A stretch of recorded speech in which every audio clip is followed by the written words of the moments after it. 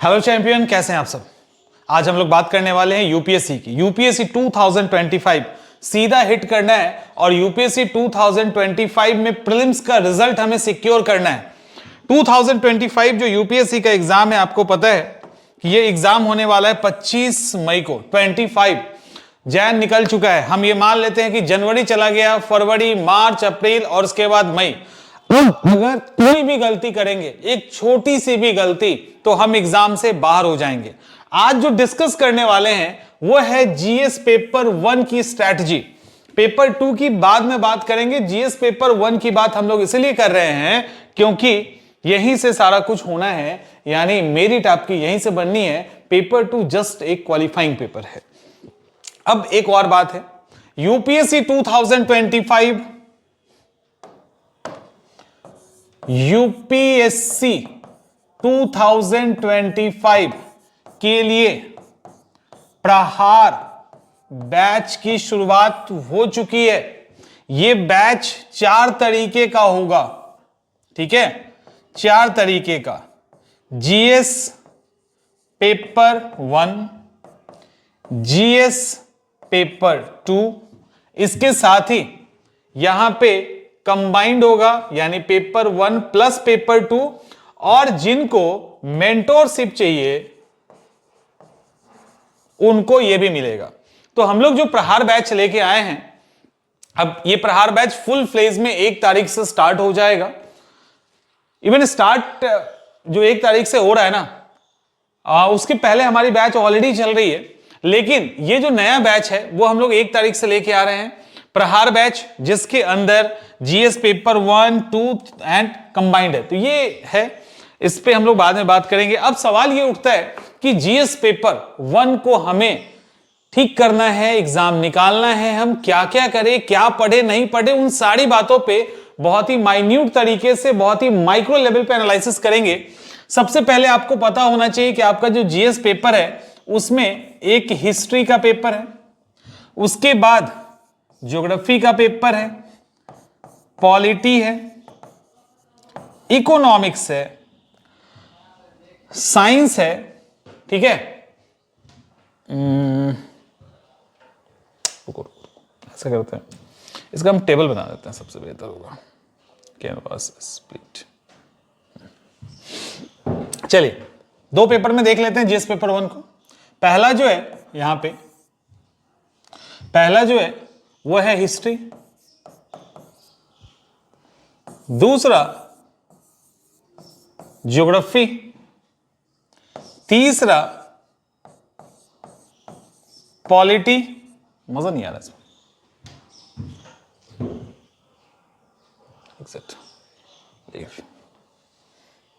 चलिए यहीं पे करते हैं। पहला जो है, पहला है हिस्ट्री, दूसरा है ज्योग्राफी, तीसरा है पॉलिटी और चौथा है इकोनॉमिक्स। ये मेजर सेक्शन है, यहां से इसको डिवाइड कीजिए। जब डिवाइड करेंगे तो इकोनॉमिक्स के बाद इधर आएगा science, science and tech, environment and ecology. अभी मैं लिखते जा रहा हूं बस, एनवायरमेंट और इकोलॉजी, और इसके बाद आप करंट अफेयर्स को लेंगे और साथ में कुछ जो मिसलेनियस सेक्शन होता है उसको ले लो। यही है ना, हिस्ट्री है, ज्योग्राफी है, पॉलिटी है, इकोनॉमिक्स है, science, science and tech, environment, ecology, CA and उसके अलावा कुछ अदर टॉपिक। अब सवाल ये उठता है कि ये दिख तो इतना ही रहा है, लेकिन ये इतना है नहीं, और जितना है उतना पढ़ना भी नहीं है। जितना है उतना पढ़ना भी नहीं है। ऐसा नहीं है कि जितना है उतना ही पढ़ना है। अब सवाल ये उठता है, हिस्ट्री के अंदर अगर हम यूपीएससी की बात करते हैं तो ancient history, medieval history, modern history plus एक आर्ट एंड कल्चर, ठीक है। ये 4 सेक्शन है, ancient history, medieval history, modern history, art and culture. ये 4 चीजें जिसको आपको पढ़ना है, किसके लिए, प्रीलिम्स के लिए। ये आर्ट एंड कल्चर आपको मेंस के अंदर भी काम आएगा। खैर इसको अभी प्रीलिम्स के लिए पढ़ना है, तो एंशिएंट भी पढ़ना है, मेडाइवल भी पढ़ना है, मॉडर्न भी पढ़ना है एंड आर्ट एंड कल्चर भी पढ़ना है, जिसमें मॉडर्न हिस्ट्री का जो योगदान है वो बहुत ज्यादा है। चलो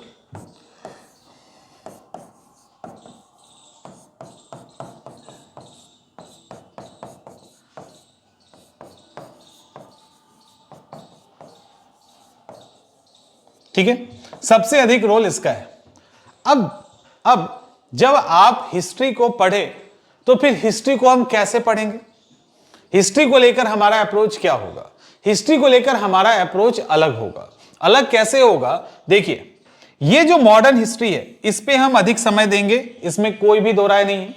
मॉडर्न हिस्ट्री को जब हम पढ़ेंगे तो हम इसके अंदर किताब का भी यूज करेंगे, नोट्स का भी यूज करेंगे। जब आप मॉडर्न हिस्ट्री पढ़ें तो आप सबसे बेहतर क्या है कि राजीव अहिर की किताब को फॉलो कर लो। सबसे बेहतर यह है कि एक आप बुक को फॉलो कीजिए प्लस एक नोट्स को फॉलो कीजिए प्लस आप PYQ को फॉलो कीजिए। इतने से आपका मॉडर्न हिस्ट्री ऑलमोस्ट हो जाएगा। समय अगर रहा तब आप कोई और किताब उठा सकते हो, लाइक फ्रीडम स्ट्रगल उठा लीजिए, समय रहा तो। नहीं रहा तो यहां से करिए। एनसीईआरटी की बात अभी हम नहीं कर रहे हैं, उसको साइड में रख के काम कर रहे हैं, ठीक है। अब मेडिवल हिस्ट्री के लिए भी यही अप्रोच आपके पास रहेगा, एक किताब, लेकिन यहां पे जो किताब होगी वो एनसीईआरटी की होगी। ध्यान रखिए, जो मेडिवल हिस्ट्री के लिए किताब होगा वो एनसीईआरटी के लिए होगा, जो एंशिएंट हिस्ट्री की बुक होगी वो भी एनसीईआरटी वाली ही होगी। तो यहां पे एक एनसीईआरटी की किताब, एक नोट्स और एक PYQ, इसको आप बेस बना के चलेंगे तीनों पे। आर्ट एंड कल्चर की जहां तक बात हुई, आर्ट एंड कल्चर को लेकर देखिए, आर्ट एंड कल्चर को अगर पढ़ने जाएंगे तो इंडिया में इतने आर्ट एंड कल्चर है कि वो पूरा समय खत्म हो जाएगा, वो कभी कहीं नहीं जाएगा। बेहतर ये है कि प्री प्लस मेंस प्लस ये क्या है, प्री और मेंस, ये PYQ है, प्लस करंट अफेयर्स, ठीक है, करंट अफेयर्स। और एक और चीज, ये PYQ किसका, ये PYQ कम से कम UPSC प्लस UPPSC का, इन दोनों का तो कम से कम PYQ होना चाहिए आर्ट एंड कल्चर में। जितने PYQ में आर्ट एंड कल्चर से रिलेटेड सवाल पूछे गए हैं प्रीलिम्स में, मेंस में, उसको पीटी के पॉइंट ऑफ व्यू से कवर कर लीजिए। साथ में करंट अफेयर्स में ऐसा कोई चीज अगर चर्चा में है तो उसको एक बार देख लीजिए। और कुछ बेसिक चीजों के लिए आप किसी के नोट्स को फॉलो कर लो, किताब मत पढ़ो, किताब को मत पढ़िए, ठीक है, किताब नहीं पढ़िए, क्योंकि जो सवाल आएगा एक आध दो वो हो सकता है बने, हो सकता है नहीं बने, और उसके लिए आप बहुत ज्यादा समय अगर दे देंगे तो ये समझदारी नहीं होगी। तो आप इस तरह से मॉडर्न हिस्ट्री को या एंशिएंट या मेडावल को कवर कर सकते हैं। नोट्स की जहां तक बात हुई तो आप हमारे नोट्स को फॉलो कर सकते हो।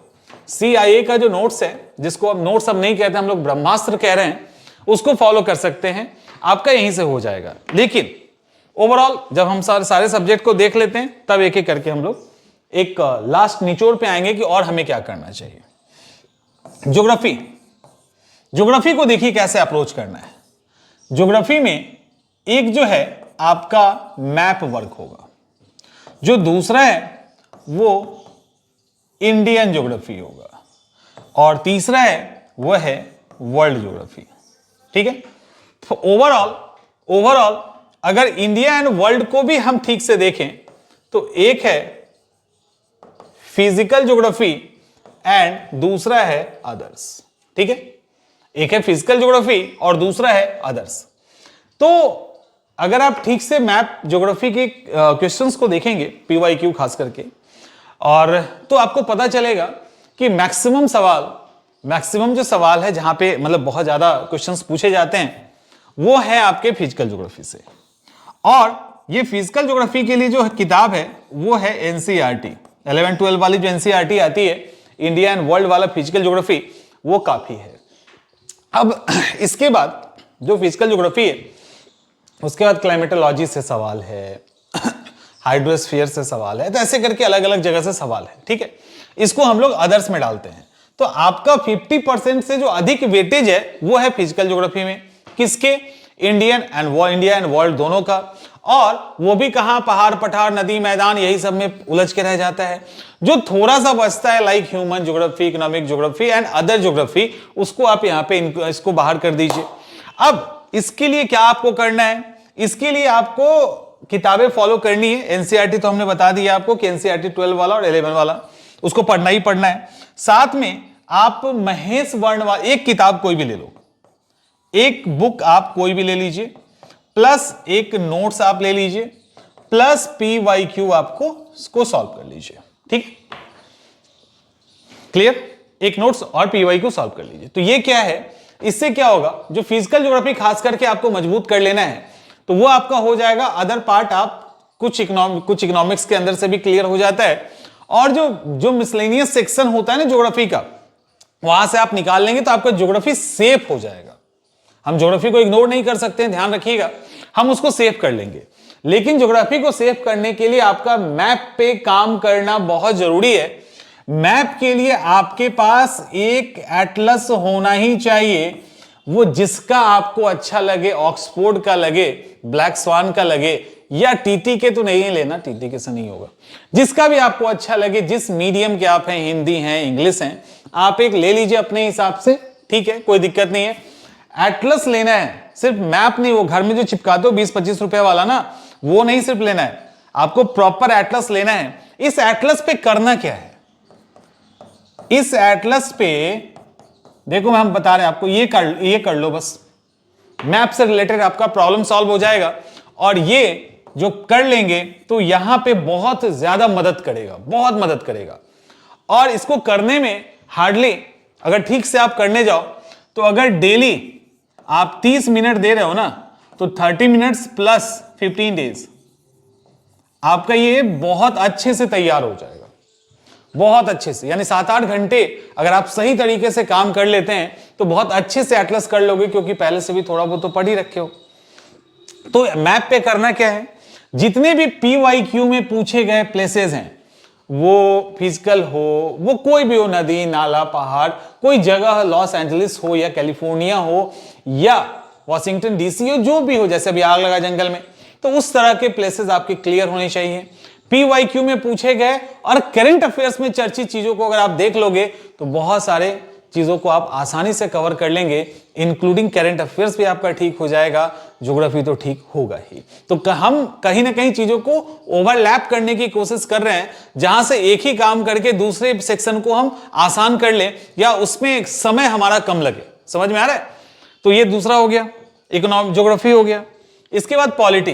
तो पॉलिटी के लिए यहां भी अगर हम पॉलिटी को ठीक से देखें ना, तो पॉलिटी में एक है फैक्चुअल और दूसरा है concept.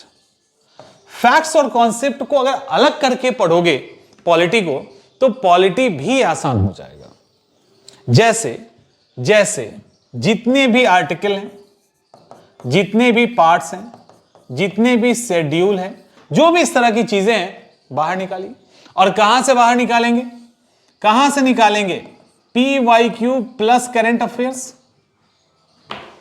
PYQ plus current affairs से आप बाहर निकालोगे। तो PYQ और करंट अफेयर्स से आप इन सेक्शन को जब बाहर निकालेंगे, ध्यान से सुन लीजिए, जब बाहर निकालोगे तो उसके बियॉन्ड कुछ बाहर नहीं जा रहा है, फैक्चुअल चीजें आपके कंट्रोल में। दूसरी तरफ जो कॉन्सेप्ट वाला चीज है, कॉन्सेप्ट वाला, तो कॉन्सेप्ट वाले में ज्यादा दिक्कत नहीं होती है, मुझे जहां तक लगता है, कि राष्ट्रपति का चुनाव कैसे होता है, इनडायरेक्ट इलेक्शन कैसे होता है, या सुप्रीम कोर्ट हाई कोर्ट के जो पावर हैं, जो भी कोई है ऐसा कॉन्सेप्ट बेस्ड, इमरजेंसी क्यों लगता है, कॉन्स्टिट्यूशनल अमेंडमेंट कैसे होता है, वो सारा चीज इतना प्रॉब्लम नहीं करता जितना फैक्ट्स करते हैं। फैक्ट्स को आप आगे बाहर निकालिए, याद कर डालिए, कॉन्सेप्ट को अलग से समझ लीजिए, तो किसी को कोई परेशानी नहीं होगी, किताब बताने की जरूरत नहीं है, एक बुक आपको लेनी है, दैट्स इट, प्लस एक नोट्स आपको लेना है, प्लस PYQ लेना है, बस कहानी खत्म। अब किताब तो सबको पता है, लक्ष्मीकांत या जो अच्छा लगे, लक्ष्मीकांत या जो अच्छा लगे। नोट्स आप हमारा ले सकते हैं। तो इससे क्या होगा कि आपका जो सेक्शन है वो सेक्शन पूरी तरह से ठीक हो जाएगा। ठीक, पॉलिटी हो गया।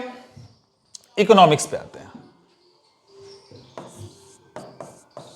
इकोनॉमिक्स, देखिए इकोनॉमिक्स बड़ा ही पेचीदा है। ठीक है, इकोनॉमिक्स में या तो समझ में आता है या फंस जाते हैं। ठीक, इकोनॉमिक्स में हम इसको अलग तरीके से डिवाइड करेंगे, terms, concept and then facts. ठीक है, इकोनॉमिक्स को हम लोग ऐसे हैंडल करने वाले हैं। इकोनॉमिक्स में जो टर्म्स है, जिसको टर्म्स कहते हैं, जैसे जीडीपी है, जीएनपी है, नेशनल इनकम है, ऐसे करके बहुत सारे टर्म्स होते हैं।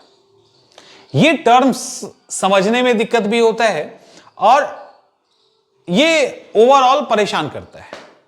और ये टर्म्स बैंकिंग सेक्टर में भी आपको दिखेगा, शेयर मार्केट में भी दिखेगा, अदर सेक्शन के अंदर कुछ ऐसे टर्म्स होते हैं। जैसे लीड बैंक क्वेश्चन पूछ दिया था यूपीएससी ने, हालत खराब हो गई थी। तो ऐसे क्वेश्चंस पूछे जाते हैं। तो इन टर्म्स को आप, जैसे बजट के टर्म्स होते हैं, हेडलाइन इन्फ्लेशन, इसके अलावा क्या कहते हैं उसको, कोर इन्फ्लेशन, बताओ याद ही नहीं आ रहा, कोर इन्फ्लेशन। तो ऐसे करके बहुत सारे टर्म्स होते हैं जो आपको ध्यान नहीं रह सकता है एक मिनट के लिए। तो हम लोग इन टर्म्स को अलग करेंगे, अलग कर लेंगे और अलग करके पहले इसको पढ़ेंगे। ठीक है, और जब टर्म्स अलग हो जाएगा, जब टर्म्स अलग हो जाएगा, टर्म्स गया, अब टर्म्स को जब समाप्त करोगे तब कुछ कॉन्सेप्ट आएगा। इसमें कुछ कॉन्सेप्ट तो आप टर्म्स के साथ ही क्लियर कर लिए। जीडीपी, जीएनपी टाइप की चीजें भी तो कॉन्सेप्ट है, उसके अंदर टर्म्स भी है प्लस कॉन्सेप्ट है, वो हो गया आपका। अब इसके बाद कुछ कॉन्सेप्ट और बचता है, जैसे बैलेंस ऑफ पेमेंट एक टर्म भी है और बैलेंस ऑफ पेमेंट एक कॉन्सेप्ट भी है। तो उसके बाद कुछ कॉन्सेप्ट बचते हैं, उसको अलग कर लीजिए। और उसके बाद आपके पास कुछ फैक्ट्स भी बचेंगे, लाइक 5 ईयर प्लान है या कोई सरकार की योजना है। अब सरकार की योजना में ना टर्म्स है ना कॉन्सेप्ट है, अब उसको समझना है, उसको सिर्फ याद करना है। तो ऐसे फैक्ट्स को आपको याद कर लेना है, कहां पे किसका कितना शेयर है, किस तरह की योजनाओं में क्या होता है। अब जैसे मान लो कि पीपीपी, अब पीपीपी अब इतना बड़ा कॉन्सेप्ट नहीं रहा कि बहुत बड़ा समझा जाए, लेकिन अलग अलग प्रोग्राम के लिए अलग अलग तरह के जो पीपीपी होते हैं उसमें किसका कितना शेयर होता है, किस तरह का टैक्स किस में आता है। अब जीएसटी है, उसको लेकर टैक्स स्लैब की जब हम बात करेंगे तो कॉन्सेप्ट अगर समझ भी लिए तब भी फैक्ट्स तो बच जाएगा ना, तो इसको हम अलग निकालेंगे। इसके लिए किस किताब को हम रिकमेंड करें, थोड़ा कंफ्यूजन है मेरे पास। जो भी किताबें अभी बहुत फेमस है और बहुत चर्चित है वो बहुत मोटी किताबें हैं, उसको अभी एक ही बार में पढ़ लेना और उसको पढ़ के पचा जाना आसान मुझे नहीं लगता है। फिर भी आपको एक बुक सजेस्ट करेंगे और वो बुक है पीडी का, प्रतियोगिता दर्पण का। प्रतियोगिता दर्पण का अतिरिक्तांक यानी सप्लीमेंट्री, जो सप्लीमेंट्री है इकोनॉमिक्स का, बहुत बढ़िया है, आप उसको ले सकते हैं। अदरवाइज आप जो भी किताब चाहें वो ले सकते हो, नोट्स ले सकते हैं, प्लस आप यहां पर भी करंट अफेयर्स और पीवाईक्यू पे आप टिके रहिएगा, क्योंकि पीवाईक्यू से सवाल आएंगे ही आएंगे, नहीं आने का सवाल ही नहीं उठता। और करंट अफेयर्स में जो चलता है वो यूपीएससी का हमेशा पसंदीदा रहता है, खास करके पॉलिटी और इकोनॉमिक्स में तो करंट से रिलेटेड क्वेश्चंस होते ही हैं। कन्वेंशनल के साथ उसको अटैच करके बनाने का रिवाज बहुत पुराना है, जिसको यूपीएससी कंटिन्यू फॉलो कर रहा है, तो हम उस तरह से इसको आसान कर सकते हैं। ठीक है, हिस्ट्री हो गया, इकोनॉमिक्स हो गया, हिस्ट्री हो गया, पॉलिटी, ज्योग्राफी और इकोनॉमिक्स, राइट। अब है साइंस। साइंस, साइंस के 3 पार्ट, बायो, फिजिक्स और केमिस्ट्री। बायो में खास करके ह्यूमन से रिलेटेड एंड ये हो गया अदर्स। तो बायो, फिजिक्स, वेटेज तो हमेशा बायो का ज्यादा रहता है। बायो में ध्यान ये दीजिएगा कि जो ह्यूमन से रिलेटेड चीजें हैं, लाइक ह्यूमन डिजीज है या उसके लिए दवाएं हैं या ह्यूमन बॉडी से रिलेटेड उनके बहुत सारे सिस्टम हैं, रेस्पिरेटरी सिस्टम है, डाइजेस्टिव सिस्टम है। तो ऐसे करके जो सिस्टम है, तो ह्यूमन और ह्यूमन से रिलेटेड जो साइंस है उस पे काम करना है, उसके अप्लाइड सेक्शन को भी देखना है। दूसरी तरफ उसके बाद प्लांट या अदर को उठा लीजिए, उसको देख लो। फिजिक्स केमिस्ट्री की जहां तक बात है, तो फिजिक्स और केमिस्ट्री में अप्लाइड सेक्शन से सवाल ज्यादा होता है। यानी यहां पे अगर गाड़ी ऊंचाई पे चढ़ती है तो फिर उसमें धुआं काहे ज्यादा छोड़ता है, अगर पहाड़ पे कुकर को ले जाएंगे तो सिटी मतलब जल्दी खाना बनेगा नहीं बनेगा, फाउंटेन पेन से पेन इंक क्यों निकल जाता है जब हम फ्लाइट में होते हैं। तो ऐसे तरह इस तरह के कई सारे सवालों से आप रूबरू होंगे। यानी डे टू डे लाइफ में जो अप्लाइड सेक्शन है, अब लिफ्ट में जा रहे हैं, लिफ्ट से रिलेटेड सवाल है तो वो सवाल पे ध्यान देना है। लेकिन जो बेसिक कुछ सेक्शन है लाइक ग्रेविटेशन फोर्स है, मोशन है, इनर्शिया का रूल है, तो ऐसे कुछ जो नियम फिजिक्स में है ऐसे ही रूल्स केमिस्ट्री के अंदर हैं। तो ऐसे कुछ सेक्शन जो बेसिक सेक्शन है उसको यहां पे करिएगा। लेकिन बेसिक सेक्शन करते समय ध्यान रखना है कि इसको हम आम जीवन में अप्लाई करेंगे तो क्या क्या हो सकता है, सवाल वहां से बन जाता है और हर बार बनता है। तो यहां पर एनसीईआरटी को यदि फॉलो करें तो बहुत बढ़िया है, अदरवाइज अरिहंत या ल्यूसेंट की भी बुक आती है साइंस की, उसको दे सकते हो। इसकी इंसाइक्लोपीडिया आती है, इसकी स्पेशल साइंस की किताब है, उसको आप देख सकते हैं। साथ में PYQ प्लस करंट अफेयर्स देखोगे, आपका काम हो जाएगा। ठीक है, इससे आपका काम हो जाएगा। तो इस तरह से इसको किया जा सकता है। और जब एक किताब साइंस का ले ही लेंगे तो फिर यहां पे क्या करना है, एनसीईआरटी चूंकि कहा रिकमेंड ये किया जाता है कि बायो के लिए जो एनसीईआरटी है 6 to 12 तक पढ़ना है। तो अभी समय है, अगर आपने और सेक्शन को कर लिया तो बहुत अच्छा, पढ़ लीजिए तो ज्यादा अच्छा है।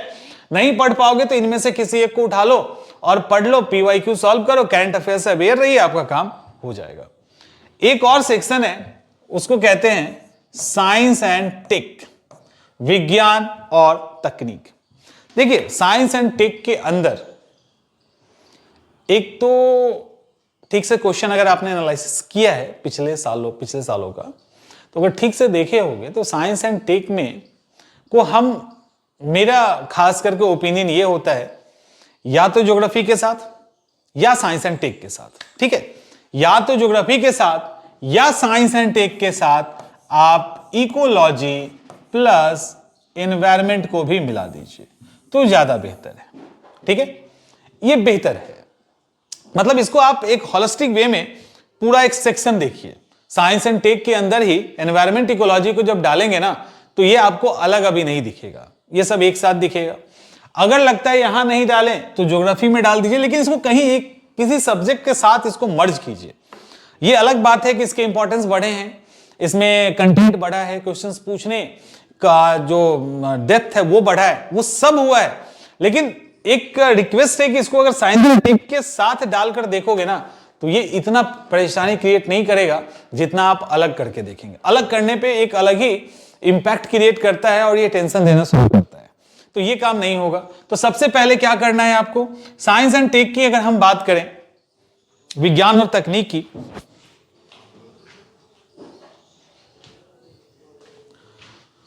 तो साइंस एंड टेक का दो सेक्शन है, एक है करंट अफेयर्स और एक है कॉन्सेप्ट। ठीक है, इसमें फैक्ट वैक्ट वाला चक्कर नहीं है ज्यादा, उतना वैसा कोई फैक्ट नहीं है। आप चीजों को समझ गए, रैमजेट क्या होता है, स्क्रैमजेट क्या होता है, नैनोटेक क्या होता है, बायोटेक क्या होता है, समझ गए, वैसा कोई बहुत फैक्चुअल चीज नहीं है। लेकिन साइंस एंड टेक का करंट अफेयर से सीधा सीधा रिलेशन है और यही रिलेशन इकोलॉजी और एनवायरमेंट का है। ठीक है, यही रिलेशन इनका भी। तो इकोलॉजी और एनवायरमेंट का भी जो रिश्ता है वो साइंस एंड टेक जैसा ही है, या तो करंट अफेयर्स या कॉन्सेप्ट, करंट अफेयर्स या कॉन्सेप्ट। अब करंट अफेयर्स में जो भी हो रहा है, यानी CA में जो भी हो रहा है उसके कॉन्सेप्ट को क्लियर कर लीजिए। यानी करंट अफेयर्स में जो चल रहा है उसके कॉन्सेप्ट को, उससे रिलेटेड कंटेंट को क्लियर कर लो। एनवायरमेंट में भी वही करिए, इकोलॉजी में भी वही कीजिए। तरीके बदल रहे हैं हर एक सब्जेक्ट के तैयारी के, तो उस तरह से अगर करोगे तो ज्यादा आसान है, ज्यादा आसान है। और अदरवाइज ये सब वो सेक्शन है जिसमें आप उलझ जाएंगे जाके। इसके लिए भी बेहतर ये है कि आप PYQ को फॉलो कीजिए। किसका? PT का, प्लस किसका? मेंस का। और किसका किसका? तो UPSC, UPPSC, कम से कम इन दोनों का PT मेंस PYQ को फॉलो करो। बहुत सारे सेक्शन यहां से रिपीट भी होंगे और आपको एक आइडिया भी लग जाएगा कि हमें कितना अप्रोच करना है। तो ये काफी है। बुक्स की बात करें,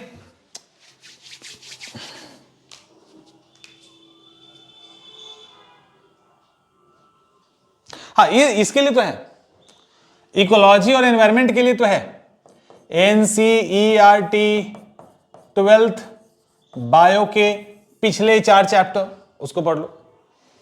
12 का जो बायो है उसका पिछला 4 चैप्टर तो पढ़ ही लीजिए। जितनी बार पढ़ेंगे 20 बार, 25 बार, 50 बार, 100 बार, कुछ ना कुछ नया सीखने को तब भी मिलेगा। क्वेश्चन यहां से बनते हैं, ठीक है, तो वो कर लो। और कोई भी एक किताब पतली सी जो अच्छा लगता है उठा लो, एक नोट्स उठा लीजिए, इतना काफी है, इससे काम आपका हो जाएगा, ठीक है। अब रहा करंट अफेयर्स, CA। देखिए CA को हम कई भागों में बांट सकते हैं। सबसे पहला जो डिवीजन हो सकता है CA का वो है इंडिया एंड वर्ल्ड। एक और है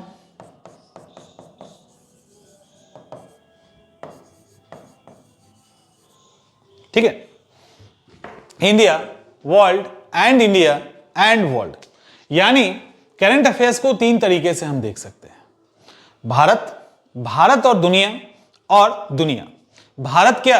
तो इंडिया का मतलब होता है सिर्फ इंडिया। इंडिया का मतलब होता है सिर्फ इंडिया।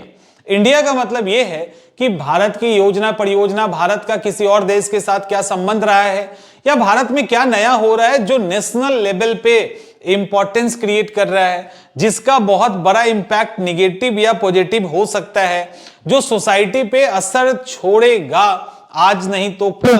तो वैसा कुछ है एनवायरनमेंट पे जिसका असर हो, इकोनॉमी पे असर हो, पॉलिटिकल सिस्टम पे असर हो, ऐसे रूल्स रेगुलेशन या जो भी तमाम तरह की चीजें हैं जिसका एक इंपैक्ट बनता है, जिसका एक प्रभाव बनता है, वो भी प्रभावशाली प्रभाव बनता है। अगर ऐसा है तो यहां से सवाल की संभावना बढ़ जाती है, और ऐसे सवाल आप हर बार देखेंगे। ऐसे नहीं पूछा है कि वहां का प्रधानमंत्री कौन था, तो फलाना क्रिकेट किसने जीता, ये सब क्वेश्चन नहीं पूछता है वो भी, UPSC नहीं।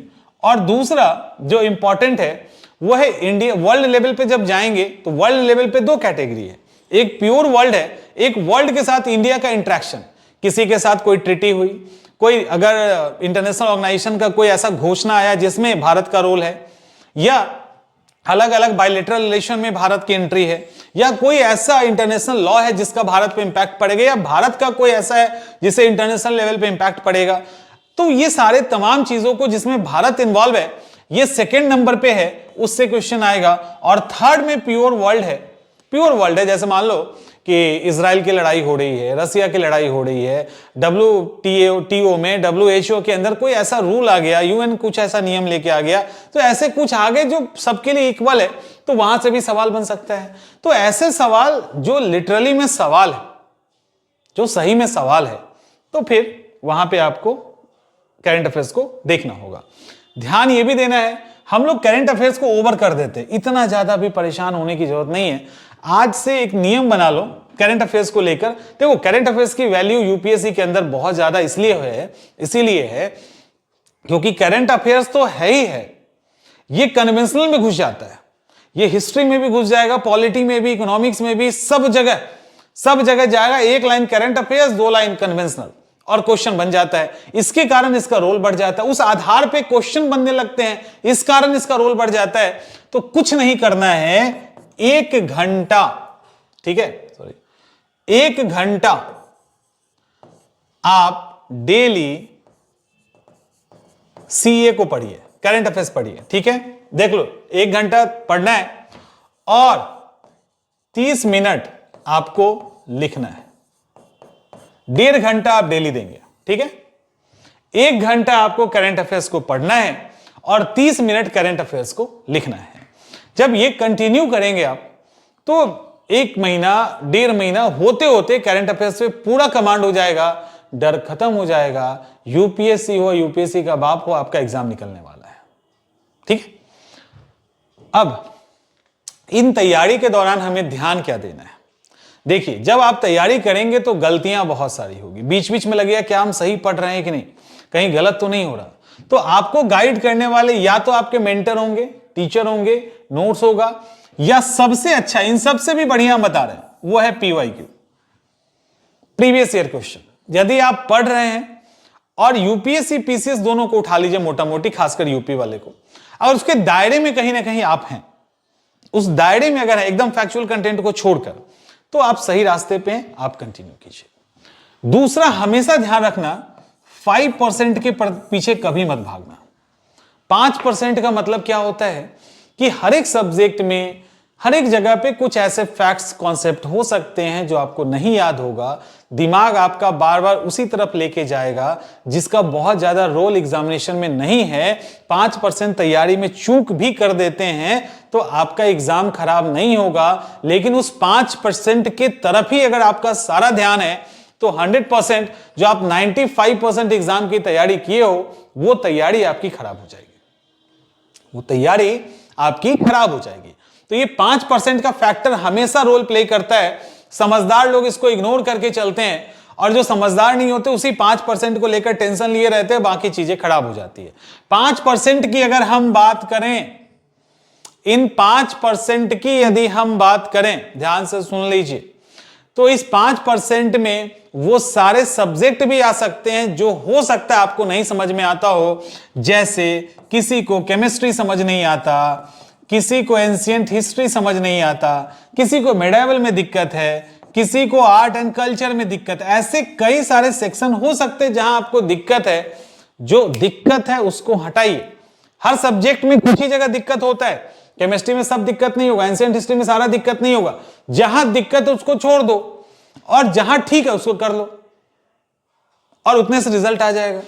उसमें रिजल्ट आपका नहीं रुकना है, यह ध्यान रखिएगा। तो यह इंपॉर्टेंट है। इसके बाद आपको टेस्ट तो लगाना ही लगाना है, टेस्ट से आप इनकार नहीं कर सकते। रिवीजन मस्ट है, मस्ट है। अगर आपके पास, हम मान लेते हैं टोटल 6 आवर है, तो आप कम से कम 3 से 4 घंटे आप रिवीजन को दीजिए, यानी इतना इंपॉर्टेंस है। कोई ऐसा दिन आ जाए जब आपको पढ़ने का मौका नहीं मिले, पढ़ाई या रिवीजन एक ही को चुनना पड़े, तो आप रिवीजन को चुनिएगा, क्योंकि यदि सही रिवीजन नहीं करोगे तो सारा पढ़ाई आपका बेकार हो जाएगा। तो ये सारी चीजें हैं जिस पे ध्यान देना है।